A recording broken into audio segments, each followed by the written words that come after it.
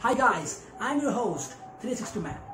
In today's video we are going to do Samsung M30s detailed in-depth camera performance review. In Samsung Galaxy M30s, at rear you get triple cameras. One is a 48 megapixel shooter which has the 2.0 aperture. Along with that you get 8 megapixel wide angle camera which has the 2.2 aperture and 5 megapixel depth sensor which has 2.2 aperture. In front you get 16 megapixel selfie shooter which has 2.0 aperture. On spec sheet, this camera specifications looks interesting, but how it performs in real life? So we are gonna check out this in this video. So let's get started.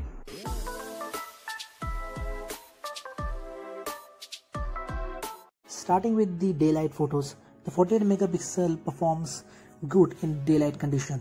This is shot from standard default mode at 12 megapixel.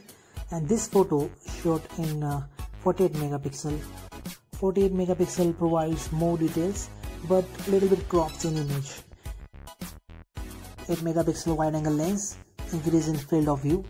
The less amount of details but good colors. Sky color is also true to the life. Bokeh on subject is not good. Colors are irregular. Sometimes looks faint but sometimes look saturated, punchier. So there is some issue of color reproduction. But colors and dynamic range is good in even default mode. 48 megapixel just increases the details but not in a big amount. This was shot in normal mode and shot by using wide angle lens. Look at the field of view, it is quite generous. Look at the shadows of this photograph. I told you the dynamic range is good, and see there are pretty good decent details in there. Human subjects are also captured pretty good.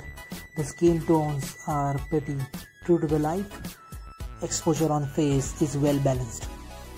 Bokeh mode on human subjects are average. Not good age detection, but photo and skin color and colors are looks good. In low light, camera really struggles. Exposure is irregular and details are also not good. Color reproduction is okay, but there is a big amount of grain in photos. I think it is due to the camera software processing. Hardware is good, but software processing of Samsung needs to be improved because there are quite big issue of exposure balancing. Now look at this photo. You might notice there is a less amount of light capture by camera near the front of the bus. Wait for the another same photo captured. This enough light captured and this photo looks more better than previous one. So there is irregularities what I'm talking about, this exposure level.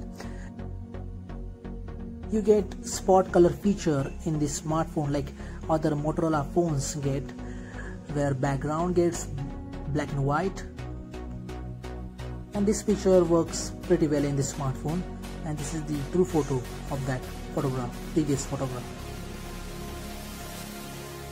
Now look at the details of this photograph.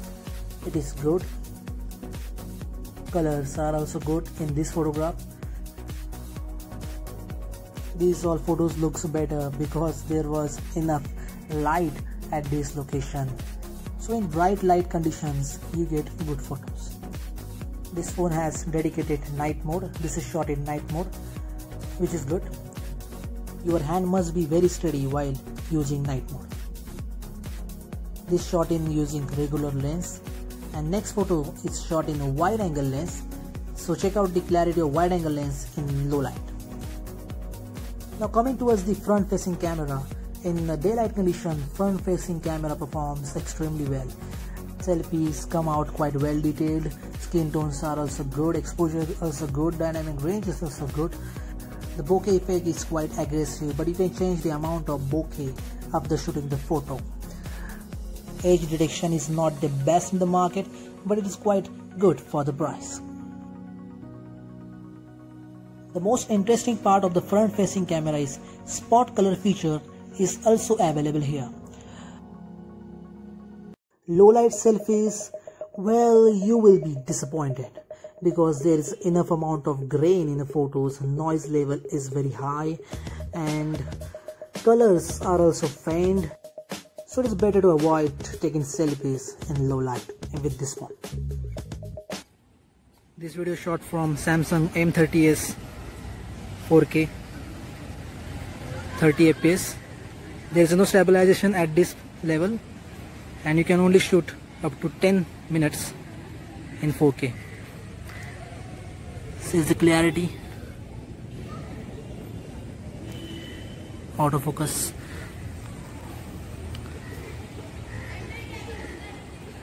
quite struggling, and dynamic range.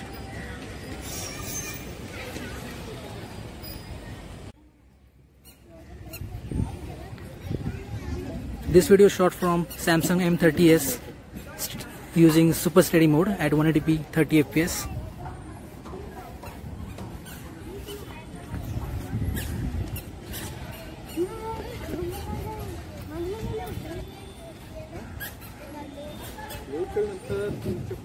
Check for dynamic range and details in super steady mode.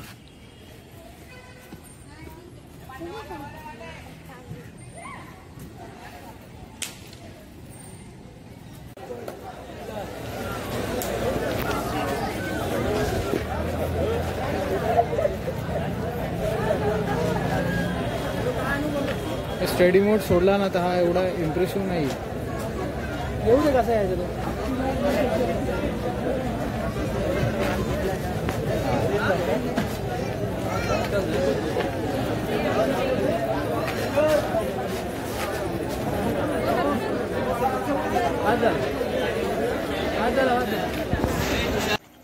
This video shot on Samsung M30s in low light at 180p 30 fps.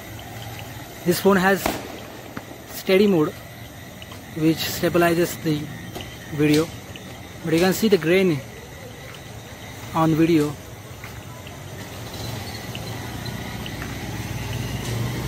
The details also are not good at this level. This video shot from Samsung M30s in low light. Now it is without steady mode on, so check out how the clarity without steady mode. This video shot on Samsung M30s front facing camera. Both the phones shoot at 180p 30 fps. You can clearly see that the light in M30s is less captured compared to Realme 3 Pro. This video shot from Samsung M30s front facing camera at 180p 30 fps. There is no stabilization kind in both the phones. Dynamic range is better in the M30s. You can capture slow motion videos at 480 frames per second and even in 720 frames per second. Slow motion videos comes out buttery smooth. The problem is you can only shoot up to 8 seconds in any slow motion video. So guys, this was all about its camera review. If you like this video, don't forget to hit like button and even don't forget to subscribe to our channel and hit notification bell icon, because next time if new video comes you get notification first for it. Plus there are other videos on this channel about this smartphone and other smartphones in this price bracket and other flagship phones, so do check out in playlist. If you want to watch complete review of this Samsung Galaxy M30s, do check out in iLink and description below the link for it, because I have covered all about the Samsung Galaxy M30s with pros and cons. So this was all about it. Thanks for watching and keep learning.